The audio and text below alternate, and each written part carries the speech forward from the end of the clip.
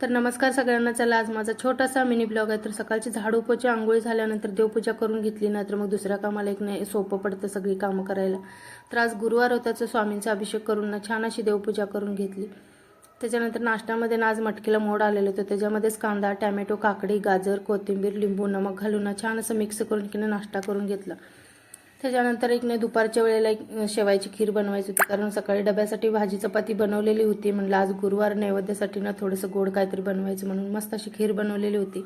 स्वयंपाक झाल्यानंतर देवाला नैवेद्य दाखवला, दुपारचं जेवण वगैरे करून घेतलं. थोडं रेस्ट झाल्यानंतर ना मग इथं एक मुगा नीट करायला घेतलेलं, कारण भरपूर दिवस झालं घराकडून आणलेलं होतं आणि ते पिशवीत बांधून ना तसंच ठेवलेलं होतं. ते नीट करून घेतलं आणि त्यांनी शेकने कलिंगडाचं एक एक पीस काढून खात होता. त्यामुळे म्हणलं चला सगळंच कापून एक ना डब्यामध्ये पीस पीस भरून ठेवूया, म्हणजे त्याला व्यवस्थित खाता पण येईल. त्याच्यानंतर परत त्याला खेळायला जायच्या अगोदर ना भूक लागलेली होती म्हणून त्याला मॅगी बनवून दिलेली. मिशोवरून एक नाही टॉप मागवलेला होता, तेच मी आलेला होता म्हणून म्हटलं चला खोलून बघूया. मी 2-3 ड्रेस मागवलेले होते पण इतकी क्वालिटी बेकार आलेली होती ना त्यामुळे धाडसच होत नव्हती मागवायची.